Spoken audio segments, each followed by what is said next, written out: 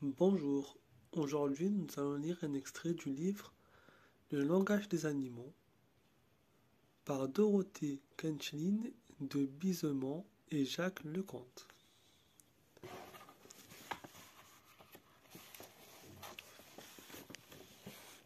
L'âne, c'est inconnu.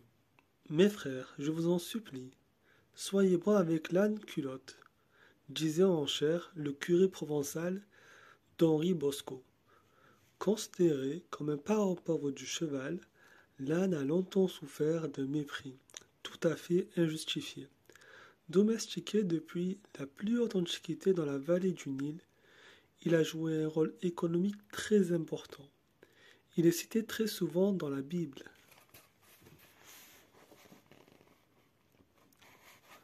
Pourtant, cette espèce a peu attiré les chercheurs, comme quoi les préjugés et les idées reçues déterminent le choix des sujets d'étude.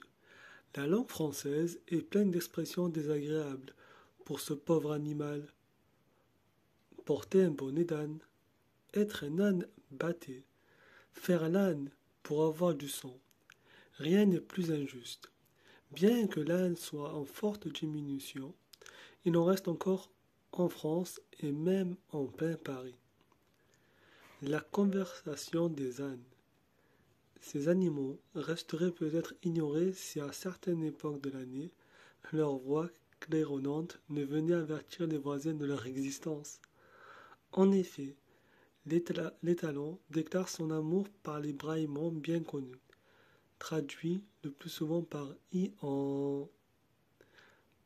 Il répète 5 à 6 fois ce cri, puis pousse une douzaine de fois ce qu'on a parfois désigné comme un soupir, bien que le son d'un soufflet de forge puisse sembler un meilleur élément de comparaison.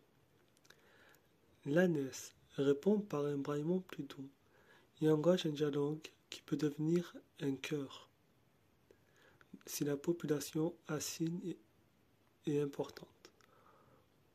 On conçoit que ce vacarme, fréquent aux époques où les ânes étaient nombreux, ait pu choquer des oreilles sensibles. Erasme faisait remarquer aux musiciens ennemis de l'âne que celui-ci était pourtant un serviteur de la musique, donnant sa peau pour le tambour et ses tibias pour les clarinettes. On sait que le croisement du cheval et de l'ânesse donne un bardeau, tandis que celui de l'âne avec la jument donne le mulet. Ces croisements ont permis d'apprendre que le cri était un caractère hérité du père, puisque le bardeau hennit tandis que le mulet ne peut que braire. Nos relations avec les ânes. L'âne est capable d'apprendre une quantité de choses, comprend très vite ce qu'on lui demande s'il n'obéit pas. C'est que l'on est décidé ainsi, le plus souvent parce qu'il a été maltraité.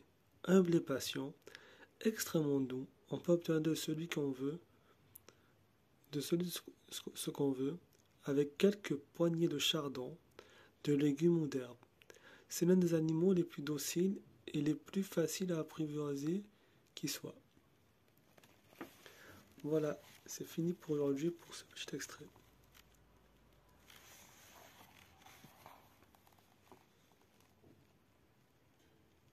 Et je vous souhaite de bonnes lectures.